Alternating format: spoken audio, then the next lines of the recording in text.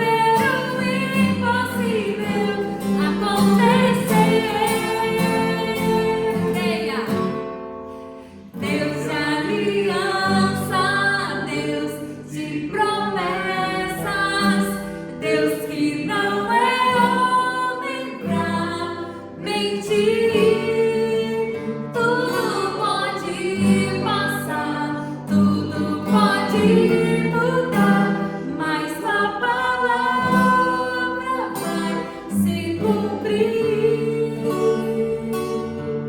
Aleluia.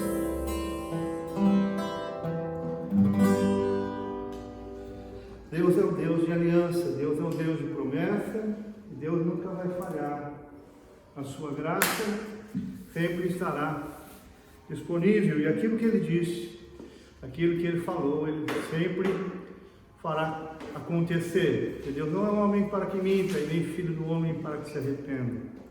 Louvamos a Deus por poder estar nesse momento compartilhando com cada irmão que nos acompanha a palavra de Deus, a fé, o louvor ao Senhor. Fazemos isso de todo o nosso coração, visando a igreja do Senhor Jesus, nossos queridos irmãos, a qual nós amamos de todo o nosso coração. Sabemos que Deus tem nos chamado em uma comunidade aqui em Porto Alegre, e o nosso compromisso é servir ao Senhor. Eu quero que você saiba, meu querido irmão, mesmo onde você estiver na sua casa ou trabalhando, nós estamos juntos no coração, em espírito, unidos pela palavra e pelo Espírito Santo do Senhor Jesus. Sabemos de que maior é o Senhor do que todas as coisas. Eu quero deixar aqui um texto aos irmãos, uma meditação, para que essa palavra também seja no seu coração, possa abençoar sua vida e levá-lo cada vez mais perto do Senhor Jesus. 2 Timóteo, capítulo 1, verso 12, diz assim: por cuja causa padeço, também isso, mas não me envergonho, porque eu sei em quem tenho crido, e estou bem certo que é poderoso para guardar o meu depósito até aquele dia. Louvado seja Deus. Uma das coisas marcantes na vida cristã é a fé. De tudo nós entendemos pela palavra de Deus que a nova aliança em Cristo Jesus não é baseada em méritos ou em capacidade que cada um de nós temos. Pelo contrário, nós entendemos pela palavra de Deus que todos nós temos falhas, todos nós temos nossos defeitos. Então, a única forma que nós podemos nos achegar diante de Deus e poder receber a sua bendita graça e o seu favor é através realmente do amor de Deus, que se baseia na obra de Cristo e que se reflete na graça que Ele estendeu aos homens através do seu Filho. E a única forma de alcançar essa graça é pela fé. A fé é a certeza das coisas que ainda não se veem, é a convicção daquilo que ainda está para acontecer. A fé, ela vai além do raciocínio e da lógica humana, e ela vê aquilo que é espiritual, aquilo que é transcendente, aquilo que está acima do raciocínio, embora não seja irracional.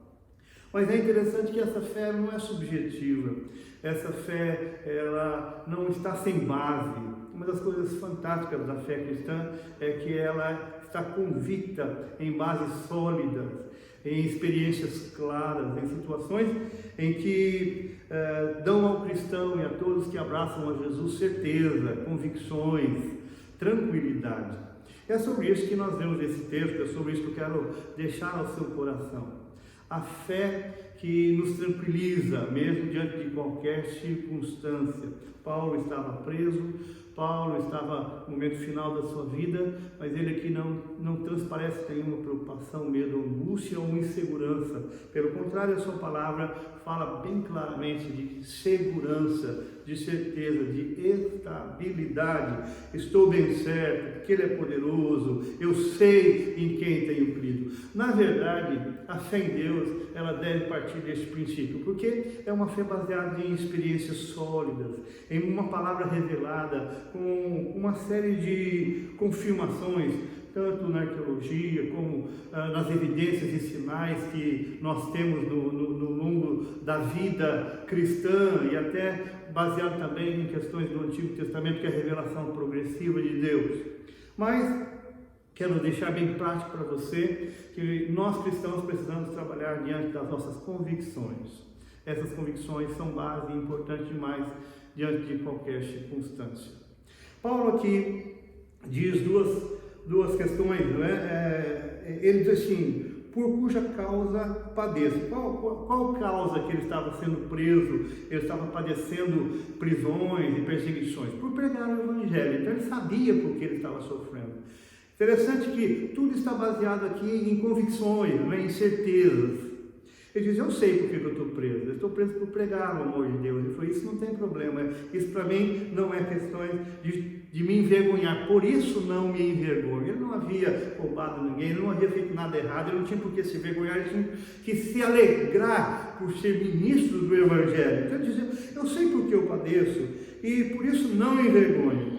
Por quê? Aqui ele diz a base porque ele pregava com convicções e porque ele não estava vergonhado por estar preso por causa de pregar o Evangelho. Ele falou, porque eu sei em quem tenho crido. Que expressão fantástica. Ele diz, eu conheço Deus a quem eu sirvo, eu conheço a Jesus a quem eu prego.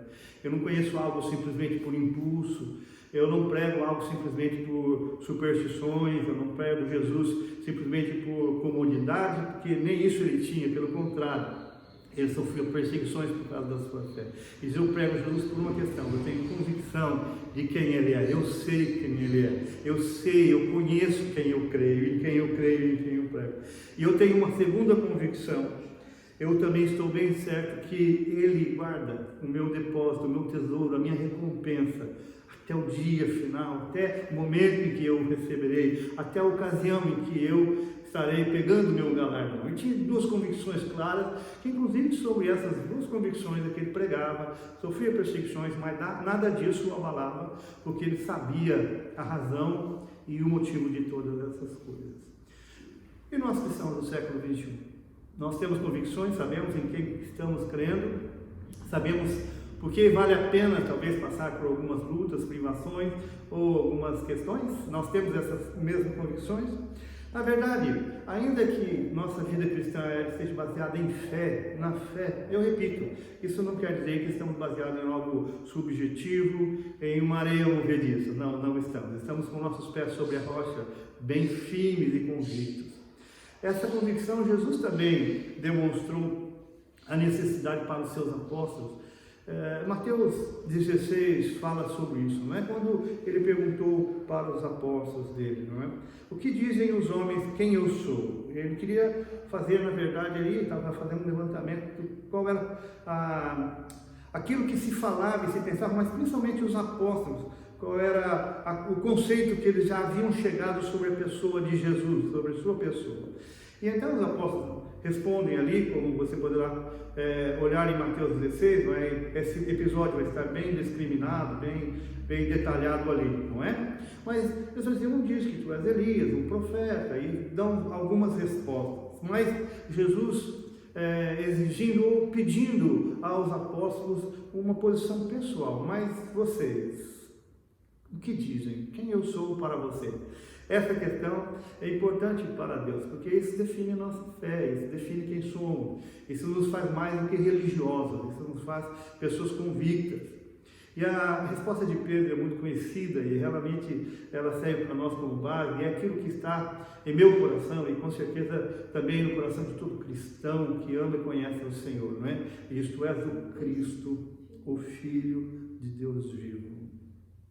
Essa é uma palavra de fé, mas é uma palavra clara, de convicção, de certeza. Nós não seguimos uma religião, nós não seguimos simplesmente uma ideologia, nós não estamos buscando conforto emocional, psicológico apenas, ou uma ajuda social, ou seja ela qual for. O que acontece é que nós recebemos a certeza da convicção de que Jesus Cristo, pelas Escrituras e pela história, e pelas experiências que nós tivemos, que ninguém pode arrancar de nosso viver e do nosso coração, as evidências que nos acompanham. Eu me converti em 1982, então eu tenho aí esse período que eu posso dizer para você, cada ano que passa, cada experiência, seja boa, seja má, seja fácil, seja difícil, todas as coisas, quanto mais eu estudo, quanto mais eu aprendo, quanto mais eu vivo, eu posso dizer que a minha convicção sobre quem é Jesus só aumenta. Porque o que ele realiza, o que ele faz, os sinais, as evidências, o que ele realizou na minha vida e na vida daquelas pessoas que eu conheço, que eu vivo, que eu convivo, posso dizer, ele é o Filho de Deus, com certeza. Ele ressuscitou, está vivo e ele está no mundo para transformar aqueles que têm um coração aberto e querem conhecê-lo pessoalmente. Portanto, Essa é uma narrativa de convicção. Para finalizar a minha palavra, eu quero deixar aqui para vocês uma passagem do Antigo Testamento. Como eu disse para vocês, a fé cristã, ela na verdade foi uma revelação progressiva, começando lá de Abraão, o plano de Deus na salvação dos homens, não é? E então a história do Antigo Testamento, ela também narra a experiência daqueles que creram em Deus, ainda com uma revelação da primeira aliança, mas também tiveram experiências fantásticas com Deus. E eu gostaria de deixar para você o episódio de Daniel, capítulo 3, do verso 15 ao verso 18. O texto aí, o contexto, se você quiser ler, está em Daniel no capítulo 3, é quando Nabucodonosor constrói uma estátua e dá o decreto para que todos se ajoelhem e adorem aquela estátua, caso contrário seriam mortos. Mas haviam ali 3 jovens que, por conhecer a Deus de fato, se recusaram a praticar a idolatria. E a convicção desses jovens perante a morte, perante a ameaça do rei, é fantástica e prova o quanto nós, pela fé, podemos ter convicções claras sobre em quem nós cremos, saber com certeza quem é o Deus que nós servimos. Eu lerei só, por causa do tempo, só do verso 15 ao 18, mas você poderá ler na sua casa o capítulo todo, capítulo 3 de Daniel. O texto diz assim: agora, pois, se estáis prontos, quando ouvirdes o som da buzina, do pífaro, da guitarra, da harpa, do saltério, da gaita de foles e de toda a sorte de música, para vos prostrardes e adorardes as estátuas que fiz, bom é. Mas, se a não adorardes, sereis lançados na mesma hora dentro do forno de fogo ardente. E quem é Deus que vos poderá livrar das minhas mãos? Responderam-lhe Sadraque, Mesaque e Abednego, e disseram ao rei Nabucodonosor: não necessitamos de te responder sobre esse negócio. Eis que o nosso Deus, a quem nós servimos, é que nos pode livrar. Ele nos livrará do forno de fogo ardente e da tua mão, ó rei. E se não, fica sabendo, ó rei, que não serviremos a teus deuses, nem adoraremos a estátua de ouro que levantastes. É fantástico, é um exemplo maravilhoso. Esses 3 jovens, diante da maior ameaça da sua época, nós podemos pensar no contexto. Naquela época o rei tinha poder absoluto, confrontar uma ordem do rei era morte certa, e às vezes morte de forma bem dolorosa. Ele estava diante de uma multidão, havia uma série de situações que confrontavam, que forçavam aqueles jovens a adorarem aquela estátua. Teria que haver uma convicção muito grande, teria que ter algo muito forte para que somente eles, fossem contra tudo o que estava acontecendo, toda aquela sociedade, toda aquela ordem, o medo, o pavor que estava no ambiente. Você pode imaginar a situação ali, não é? É realmente algo muito impressionante. E o rei, quando ficou sabendo, ele se irou, porque a ordem foi dada a todos. Como é que 3 jovens podem simplesmente me desobedecer assim, abertamente, sem sofrer consequências? Então ele reúne, manda colocar uma fornalha com um fogo muito mais vivo, colocou lenha a mais, muitas vezes mais, na ideia de criar realmente uma punição horrível para aqueles jovens, e deu a eles a última chance. Foi isso que aconteceu. Diante de todos os seus poderosos, o próprio rei, não foi outro, não foi, o próprio rei chega e diz assim: ó, está aqui, a última chance de você. O fogo está ali, a fornalha está ali, o rei queimado, todo mundo imagina e pode imaginar quanto que é uma situação muito indesejável, não é? Então está ali, o forno está ali tudo, e eu vou dizer assim: está aqui a estátua. Eles vão tocar guitarra, tocar a harpa, vão fazer o que nós mandamos. Aqui, ó, fazer música. Se ao parar toda essa trombeta, toda essa música, todo esse sinal musical, se você não imediatamente, não dobrarem o joelho, não adorarem, o que eu vou fazer é pegar vocês e jogar naquela fornalha lá, está acesa. E quem é o Deus? Esse é o desafio. É interessante que Faraó também fala isso a Moisés, quando Moisés diz que Deus mandou tirar o povo para levar ao deserto, ao monte para adorar. Faraó também fez a mesma pergunta: quem é esse Deus para que eu lhe obedeça? Não é? Desafiar a Deus é algo impressionante que as pessoas fazem sem entender de fato o risco que estão correndo, não é? E ele diz que Deus pode tirá-lo. Interessante que a resposta desses homens, ela antecede o livramento. Nós sabemos que depois realmente Deus nos livra de forma fantástica. É interessante que Deus não nos livra da fornalha, mas nos livra na fornalha. É um livramento mais detalhado ainda, não é? Mas antes disso, aqueles três jovens mostram uma convicção de fé e uma confiança no seu Deus, que realmente nos serve de exemplo e que deve estar em nós também. Não deve ser estranho a nós isso. Isso nós devemos entender como algo muito comum para aqueles que sabem o que é a fé verdadeira e a convicção de quem é Deus. Eles disseram assim: nós não vamos perder tempo em te responder, nós não precisamos pensar, porque deu a entender que Nabucodonosor ainda deu um momento deles assim: decidam, pensam assim, não, nós não temos o que pensar, a decisão já foi tomada. Nada disso nos faz repensar, nós não precisamos nem perder tempo em ficar imaginando se vale a pena, se está certo, se está errado. Uma coisa é certa, não tem que pensar, a decisão já está clara em nossa mente, nosso coração já está convicto. Fique sabendo de uma coisa: em primeiro lugar, Deus pode nos livrar do teu fornalha. Você acha que quem é esse Deus? Então quer dizer assim, se Ele quiser, Ele livra. Olha a convicção, olha o que eles tinham na mente de quem era Deus e o seu poder. Diz, e se Ele também não livrar, é interessante que a fé deles não estava atrelada ao resultado. Ele disse: eu sei que Ele pode livrar, e se Ele quiser, Ele livra do fogo, livra da tua mão, livra de tudo. Agora, se Ele não fizer isso, não tem problema. A nossa fé, convicção e o nosso compromisso de fidelidade a Ele é independente dessas coisas. Nós não adoraremos a sua estátua e pronto. E se você quiser ler até o final, você verá que fantástico. Eles jogam aqueles seis jovens no meio de um fogo aquecido no seu extremo, e de repente o que acontece é que eles veem uma quarta personalidade, quarta pessoa andando junto com eles no meio, andando no fogo, e o rei grita assim, diz: nós não somos três, por que nós estamos vendo quatro? E o outro é semelhante ao filho do homem, aos deuses, e depois ele sai da fornalha, nenhuma queimadura, nada lhes foi feito. E aquele reino foi transformado, e todos receberam a ordem de adorar o Deus de Mesaque, Sadraque e Abednego, porque os livrou da fornalha de fogo. Essa convicção tem acompanhado os que creem em Deus em toda a jornada, porque é necessário que aqueles que amam a Deus creiam não só que Ele exista, mas que Ele é galardoador de todos aqueles que o buscam. A fé é o primeiro princípio, e não pode ser uma fé rasa, subjetiva, ou uma fé que depende de circunstâncias. A fé que realmente é a fé que a Bíblia e a Palavra de Deus tem nos dado a conhecer é a fé na convicção de que Deus não é homem para mentir e que podemos confiar nele em qualquer circunstância. Pela fé, Abraão deixou a terra de Ur e foi caminhar para um lugar que ele não conhecia, sabendo que Deus o guiaria como prometera.